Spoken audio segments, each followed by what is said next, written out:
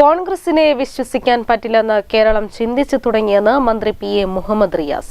അത് കോൺഗ്രസുകാർ ബിജെപിയിൽ പോകുന്നത് കൊണ്ടല്ല, നയങ്ങളിൽ അവർ സ്വീകരിച്ചു വരുന്ന നിലപാടിന്റെ പ്രശ്നമാണെന്നും അദ്ദേഹം പറഞ്ഞു. ബാലുശ്ശേരിയിൽ LDF നിയോജക മണ്ഡലം തെരഞ്ഞെടുപ്പ് കൺവെൻഷൻ ഉദ്ഘാടനം ചെയ്ത് സംസാരിക്കുകയായിരുന്നു അദ്ദേഹം. കോൺഗ്രസിനെ വിശ്വസിക്കാൻ പറ്റില്ലെന്ന് കേരളം ചിന്തിച്ചു തുടങ്ങിയെന്ന് മന്ത്രി പി.എ. മുഹമ്മദ് റിയാസ് ബാലുശ്ശേരിയിൽ പറഞ്ഞു. രാജ്യസഭയിൽ ബിജെപിക്ക് MPയെ സംഭാവന ചെയ്യുന്നതിന് വേണ്ടിയാണ് കോൺഗ്രസിന്റെ സംഘടനാ ചുമതലയുള്ള സെക്രട്ടറി കൂടിയായ KC വേണുഗോപാലിന്റെ സ്ഥാനാർത്ഥിത്വമെന്നും മന്ത്രി പറഞ്ഞു. LDF ബാലുശ്ശേരി നിയോജക മണ്ഡലം തെരഞ്ഞെടുപ്പ് കൺവെൻഷൻ ഉദ്ഘാടനം ചെയ്ത് സംസാരിക്കുകയായിരുന്നു അദ്ദേഹം. കേന്ദ്രത്തിനും ബിജെപിക്കുമെതിരെ ഒരക്ഷരം ഉരിയാടാത്തവരാണ് UDF MPമാർ.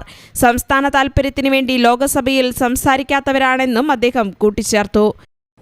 കേരളത്തിൽ വിജയിച്ച കോൺഗ്രസ് MPമാർ പരാജയപ്പെടുത്തിയത്, നേരിട്ട് മത്സരിച്ചത് ബിജെപിയോടല്ല.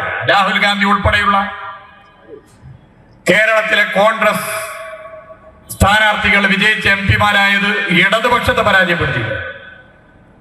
ഇനി കേരളം കഴിഞ്ഞാൽ കോൺഗ്രസിന് ഏറ്റവും അധികം സീറ്റ് നൽകിയ സംസ്ഥാനങ്ങൾ തമിഴ്നാട്, തെലുങ്കാന. അവിടെയും കോൺഗ്രസ് വിജയിച്ചത് ബിജെപിയെ പരാജയപ്പെടുത്തിയിട്ടല്ല.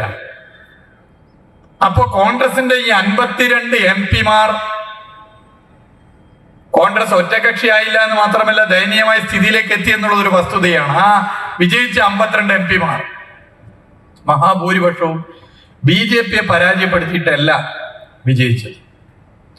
ഇനി BJP പ്രധാനമായും വിജയിച്ച സംസ്ഥാനങ്ങൾ, സീറ്റുകൾ കൂടുതൽ വിജയിച്ച സംസ്ഥാനങ്ങൾ, സ്വാഭാവികമായും ഉത്തർപ്രദേശ് 80 സീറ്റുണ്ട്, കേരളത്തിന്റെ 4 ഇരട്ടി. പരിപാടിയിൽ KM സച്ചിൻ ദേവ് MLA അധ്യക്ഷനായി. സ്ഥാനാർത്ഥി എളമരം കരീം, പാർലമെന്റ് മണ്ഡലം secretary A. Pradeep Kumar, PA Gavas, K. Lohya, M. Mehaboob, PK Mukundan, P. Sudhakaran, NK Damodaran, NK Narayanan Kidavu, N. Kuttiyali, Baby Poovathungal, AK Raveendran തുടങ്ങിയ 1001 അംഗ തെരഞ്ഞെടുപ്പ് കമ്മിറ്റിയും രൂപീകരിച്ചു. News bureau, Balussery.